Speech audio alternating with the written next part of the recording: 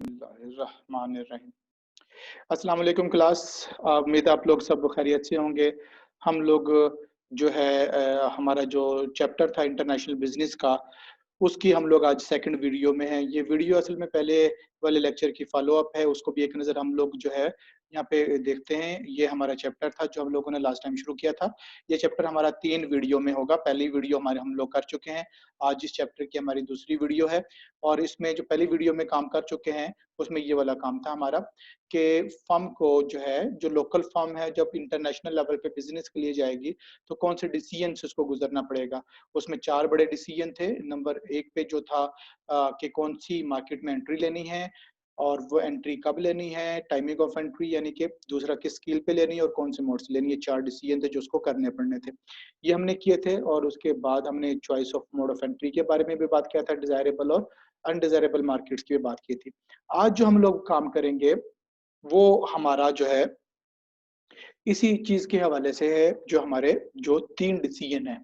देखें, हम हमारे टोटल 4 डिसीजन हैं, जो हमने करने हैं। जो यहाँ पे पहले वाली स्लाइड में मैं आप लोगों को शो कर देता हूँ।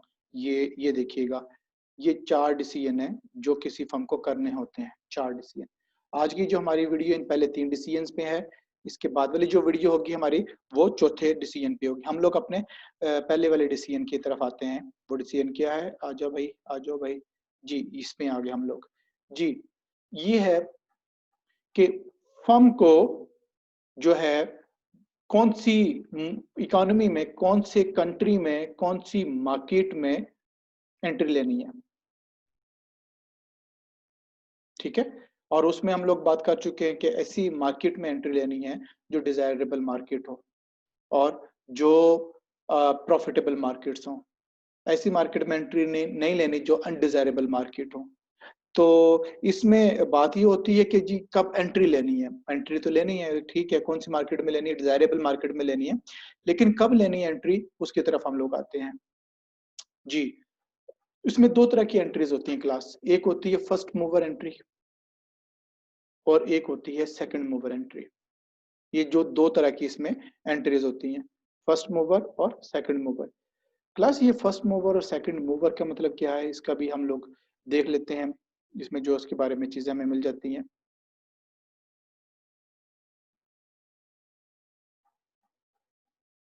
क्लास पाकिस्तान में मोबिलिंक टेलीकम्युनिकेशन सेक्टर में एक बहुत बड़ा नाम है, आपके सामने है। इससे पहले और भी फर्म्स ने एंट्री ली। पाकिस्तान में टेलीकॉम के सेक्टर में जो सबसे पहले जो आए, इंस्टाफ़ोन था और दूसरा था इसमें पाकटेल था। जिन्होंने जो पाकिस्तान में जब एंट्री ली, तो एम्स टेक्नोलॉजी के ज़रिए एंट्री ली। फर्स्ट मूवर थे पाकिस्तान में मोबाइल के यूज़ में, उससे पहले लैंडलाइन होता था। जब इन्होंने एंट्री ली, मार्केट में इनको बहुत ज़्यादा वेलकम किया गया। पाकिस्तान की मार्केट में ये बिल्कुल एक नया-नया था। बहुत सारा इसको वेलकम बोला गया कै और इनके कनेक्शन बड़े महँगे होते थे। एम्स टेक्नोलॉजी ये होती है कि उसमें सिम नहीं होती, बल्कि कनेक्शन होता है, जो मोबाइल सेट होता था, उसी के नंबर को जब वो फ़ोन कंपनी अपने पास एंटर कर लेती थी, तो उसके सिग्नल उस कनेक्शन पे आना शुरू हो जाते थे, उसमें सिम की ज़रूरत नहीं होती थी। इसको एम्स टेक्नोलॉजी कहते थे। तो वो बड़े-बड़े सेट होते थे काफ़ी और उसपे बाज़ पे वो एंटीना सा भी लगा होता था ताकि उसका कनेक्शन बना रहे। तो ये वाला सिस्टम होता था। इन्होंने अच्छा बिज़नेस लिया इंस्टा ने और उसके बाद जो दूसरी कंपनी थी पाकटेल ने। इसी दौरान जो है कुछ अरसा गुज़रा, एम्स टेक्नोलॉजी के जो डीमेरिट्स थे वो सामने आना शुरू हुए और इसी टेलीकॉम सेक्टर में एक नई टेक्नोलॉजी की एंट्री हुई, जो थी सिम की एंट्री, जिसने पोर्टेबिलिटी दी। कनेक्शन की पोर्टेबिलिटी बहुत ज़्यादा आसान बना दी। तो हुआ फिर क्या कि मोबिलिंक ने, जैज़ ने, जीएसएम जो है उसके पायनियर बने और उसको इंट्रोड्यूस पाकिस्तान की मार्केट में करवा दिया। हालाँकि टेलीकॉम सेक्टर में पहले 2 कंपनीज़ जो थी वो पायनियर थी, लेकिन वो अपने आप को सस्टेन नहीं रख सकी। लेकिन उनके पास अपॉर्च्युनिटी थी कि अपने आप को आगे जाके सस्टेन रखकर बड़ा मार्केट शेयर लेती। लेकिन उन्होंने सस्टेनेबिलिटी नहीं दी उसमें। हुआ क्या कि जीएसएम टेक्नोलॉजी में मोबिलिंक ने पाकिस्तान में फर्स्ट मूवर बने, और वो जब फर्स्ट मूवर बने तो उनका जो कनेक्शन होता था उस वक्त जब ये पाकिस्तान में इसकी entry I, I think it was 19 about year 2000 और 2001 राउंड अबाउट ईयर था जब इन्होंने पाकिस्तान में जीएसएम में मोबिलिंक ने एंट्री ली 2000 और 2001। जब इन्होंने एंट्री ली, सिम का जो कनेक्शन होता था बड़े हजारों रुपए में, बड़ा महंगा होता था। आजकल तो तकरीबन फ्री के करीब ये कनेक्शन है। उसके अलावा इनके रोमिंग चार्जेस होते थे, यानी कि आपने अगर लाहौर की सिम आपकी है तो आप फैसलाबाद जाते हैं तो आपको चार्जेस पड़ना शुरू हो जाते थे। पैकेजेस वाली तो बात ही कोई नहीं थी कि जी इस टाइम की ये पैकेजेस और ये इस तरीके से on net packages of net packages, वो तो चक्कर ही कोई नहीं था। और उस वक्त जो कार्ड था जो उसमें लोड किया जाता था वो 600 रुपए वाला कार्ड होता था। काफी अरसे बाद जैज जूनियर के नाम से 300 रुपए वाला इंट्रोड्यूस हुआ। आप लोग सुन के हैरान हो रहे होंगे कि सर ये कौन से दौर की बातें कर रहे हैं। ये वाकई ये हम बात कर रहे हैं जो टेलीकॉम सेक्टर का पाकिस्तान में जीएसएम टेक्नोलॉजी जो आई है उसकी बात हो रही है। तो जीएसएम में मोबिलिंक पायनियर था, फर्स्ट एंट्री था। बहुत सारे उसने रिस्क अज्यूम किए और बहुत सारे उसको फायदे भी हुए। फर्स्ट मूवर जो है उसको बहुत सारे फायदे भी होते हैं और बहुत सारे नुकसान भी होते हैं। उसको रिस्क भी होते हैं, उसको बेनिफिट्स भी होते हैं। उसको क्या बेनिफिट्स होते हैं, क्या रिस्क होते हैं, उसकी तरफ हम लोग आते हैं। जी, फर्स्ट मूवर के जो फायदे होते हैं, स्ट्रॉन्ग ब्रांड नेम बनता है। आज तक देखें स्ट्रॉन्ग ब्रांड नेम इनका है। सबसे ज्यादा जो इस वक्त भी कस्टमर हैं वो जैज मोबिलिंक के हैं। हालांकि पैकेजेस दूसरी कंपनीज उससे ज्यादा सस्ते दे रही हैं, लेकिन इसके कस्टमर, इसका सेल्स वॉल्यूम उनसे ज्यादा है। क्यों? क्योंकि फर्स्ट मूवर वाला बेनिफिट, जो लोगों ने शुरू की जीएसएम सिम ली हुई है, वो कनेक्शन है वो लोगों के पास गए हुए हैं, उसी को वो लॉयल्टी के तहत ये मेंटेन रख रहे हैं और चले आ रहे हैं, और वही वो उनका फिर आगे चला आ रहा है, वो फर्स्ट मूवर वाला बेनिफिट। एक्सपीरियंस कर्व उनकी बनती है, स्ट्रॉन्ग ब्रांड नेम बनता है।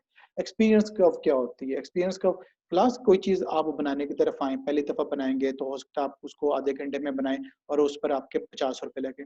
जब उसी चीज को आप 10वीं मरतबा बनाएंगे तो हो सकता है आप 25 मिनट में बनाएं और उस पर आपकी कॉस्ट 40 रुपए आए। इसको एक्सपीरियंस कर्व कहते हैं कि एक काम को बार बार करने से आपकी जो वेस्ट है वो भी कम हो जाती है और आपकी एफिशिएंसी बढ़ जाती है, आपकी कॉस्ट भी कम हो जाती है और आपके जो उसमें टाइम लेने के टाइम टू प्रोडक्शन है वो भी कम हो जाता है। इसको एक्सपीरियंस कर्व कहते हैं। तो इसमें एक्सपीरियंस कर्व इनकी ज्यादा होती है उनकी जो सेकंड मूवर होते हैं, जो सब सेकंड मूवर होते हैं। ये फायदे हैं इसके।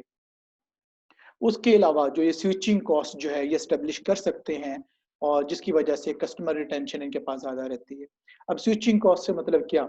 आपने देखा होगा कि जी ऑन नेट मिनट्स जी इतने ज्यादा सारे, और जिस तरीके से आप अपना सर्कल बना सकते हैं इसी ऑन नेट में 4 लोगों का, 5 लोगों का। आप अगर ये सोचते हैं जी कि मैं इस नेटवर्क को छोड़ के किसी और नेटवर्क में चला जाऊं, तो आप अपने जहन में एक चीज लेकर आओगे कि मेरे वो सर्कल में जो 4-5 लोग हैं या जो मेरे ऑन नेट मिनट्स होते हैं और ज्यादा जो मेरे हल्का अहबाब में मेरे दोस्तों में वो इस ऑपरेटर के ही हैं, जिस जो पुराने वाले के हैं। अगर मैं चेंज करके किसी और ऑपरेटर के मैं अपने सिम को लेकर जाता हूँ, कनेक्शन को लेकर जाता हूँ, तो मुझे जो मेरी कॉस्ट बढ़ जाएगी। ये स्विचिंग कॉस्ट है। तो स्विचिंग कॉस्ट जो है इसको जो है वो एड्रेस किया जा सकता है, किया जाता है। जो फर्स्ट मूवर होते हैं वो शुरू से ही अगर इस तरीके से अपनी जो स्ट्रेटेजी बना लें कि कस्टमर के रिटेंशन के लिए स्विचिंग कॉस्ट को ज्यादा कर दें, तो उनके कस्टमर्स की रिटेंशन बढ़ जाती है। तो ये फर्स्ट मूवर के फायदे हैं। फर्स्ट मूवर के नुकसान भी है। फर्स्ट मूवर के क्या नुकसान है? नंबर 1 पे उसका नुकसान जो आ रहा है कि वो नए मुल्क में जा रहा होता है, एक नए इकोनॉमी में जा रहा होता है, नए कंट्री में जा रहा होता है और नया सिनेरियो होता है। उस मार्केट में पता नहीं उस प्रोडक्ट को एक्सेप्टेबिलिटी मिलती है कि नहीं मिलती। तो उसकी वजह से उसको बड़े नुकसान की तरफ जाना पड़ता। हो सकता है उसका बिजनेस फेलियर हो जाए। पानियर कॉस्ट शुरू की, देखे ना, उसने पूरा इंफ्रास्ट्रक्चर वहां पे लगाया, उसके इंस्टॉलेशन के हवाले से ट्रेंड लोग उसको अरेंज करने पड़े, मंगवाने पड़े, इंस्टॉलेशन कॉस्ट उसकी ज्यादा बनी और फिर उस प्रोडक्ट को उस मार्केट में एक्सेप्ट ना किया गया तो उसकी बिजनेस फेलियर की कॉस्ट, ये एक कॉस्ट इसमें राइज हो जाती है। और उसके अलावा उस प्रो देखिए उस इकोनॉमी के अंदर मोबाइल के यूज के बारे में अवेयरनेस देना, फिर जीएसएम के बारे में अवेयरनेस देना, कैसे ये ऑपरेट होता है, कैसे फंक्शनिंग करती है, इसके लिए ढेर प्रोमोशन कॉस्ट इन्वॉल्व होती है जो जीएसएम के हवाले से है सारी। अब जो ये पायनियर जो होता है, फर्स्ट मूवर होता है, ये कॉस्ट उसको बियर करनी पड़ती है क्योंकि जो सब्सिक्वेंट मूवर होंगे वहां पर cost of promoting the technology, cost of promoting the that same technology वो नहीं होगी उनकी, क्योंकि लोगों को पता होगा जीएसएम की जो सिम है उसको कैसे डील किया जाता है। तो ये फर्स्ट मूवर के नुकसान आते हैं जो पायनियर कॉस्ट के रिलेटेड हैं। तो उसके अलावा हम लोग जब नेक्स्ट में आते हैं scale of entry. Scale of entry में भी दो तरह की एंट्रीज होती हैं। एक जो उसमें होती है जी के स्केल वाइज एंट्री हो जाती है, जैसे मतलब पहले लेवल पे जी हमने 4 लेवल पे एंट्री लेनी है, 4 स्केल पे एंट्री लेनी है। वो कैसे जी, पहले लेवल पे हमने लेनी है कि पाकिस्तान के सिर्फ बड़े जो शहर हैं उनमें लेनी है, मतलब उसमें लाहौर, कराची, इस्लामाबाद, उसके अलावा जो है जो कोयटा है, पेशावर है, इनमें लेनी है। दूसरे में जाकर फिर जो दूसरे और शहर हैं, सिटीज हैं, उनमें लेनी है, जिसमें सियालकोट है, जिसमें फैसलाबाद है, जिसमें गुजरांवाला है, जिसमें गुजरात है, जिसमें सिब्बी स्वाबी, इस तरीके से। तीसरे लेवल में जाके हमने बिल्कुल छोटे शहरों में लेनी है, जिससे मंडी बाहुद्दीन है, जैसे पत्तों की है, जैसे मुरीद के है, जैसे मेलसी है, जैसे चिचावतनी है, चिश्तियां है, इस तरीके से। और चौथे स्टेप में जाके हमने जो है वो छोटे टाउनों में एंट्री लेनी, और आखिरी लेवल एक ये भी हो सकता है कि छोटे कस्बों में, देहातों में सबसे आखिरी लेवल पे जाया जाए। तो पहले लेवल पे एंट्री ले ली, पहले लेवल के एक्सपीरियंस से सीखते हुए दूसरे में एंट्री डाली। ये बड़े फायदे वाली है, स्टेज वाइज या स्केल वाइज एंट्री में जाए ना, इसमें बड़ा फायदा है। इसमें जो इससे पहले हमने पढ़ा ना बिजनेस फेलियर कॉस्ट है, वो इसमें मैनेज हो सकती है। आपने बिजनेस की अगर एक ही दफा दूसरी कॉस्ट डालते हैं जो दूसरे में इसमें आ रहा है स्केल ऑफ एंट्री में, जो दूसरा है स्ट्रेटेजिक कमिटमेंट। स्ट्रेटेजिक कमिटमेंट ये होती है कि आप सारी इन्वेस्टमेंट एक ही मरतबा डाल दे, पूरे पाकिस्तान में एक ही मरतबा अरबों डॉलर की इन्वेस्टमेंट डाल दे। एक ये मोड है। अगर बिजनेस फेलियर हो तो सारे के सारे पैसे गए। दूसरा है कि नहीं, आप स्केल वाइज जाएं, पहले एक छोटे स्केल पे जाए, उस पे आपके करोड़ों डॉलर की इन्वेस्टमेंट है। अगर बिजनेस फेलियर होता है तो वहीं पे सिर्फ आपका रिकवरी और वापसी हो जाएगी और इतना ही नुकसान होगा, उससे ज्यादा नुकसान नहीं होगा। तो ये दो मोड जो आपको बता रहे हैं कि एक जो है स्ट्रेटेजिक कमिटमेंट, पूरे पाकिस्तान में एक ही लेवल पे एंट्री, और दूसरे स्टेजेस के हिसाब से, स्केल के हिसाब से। तो स्केल के हिसाब से आपकी इन्वेस्टमेंट भी कम लगेगी, आपकी एक्सपीरियंस कर्व भी बेटर बनेगी। तो ये दोनों में है।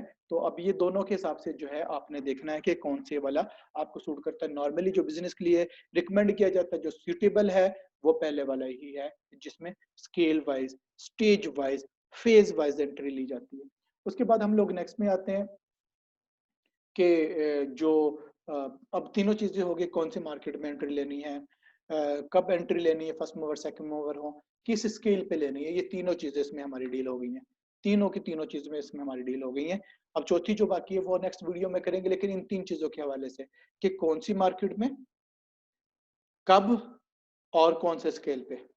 ठीक है जी। अब ये 3 डिसीजन हो गए।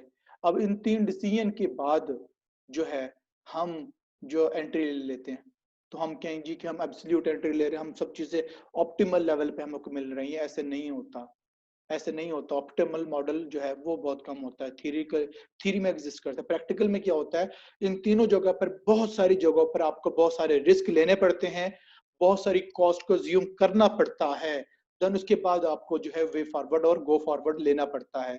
तो ये आज हमने जो काम किया है, आज हमने टोटल जो काम किए हैं वो 3 काम किए हैं, उनको रिवाइज कर लेते हैं।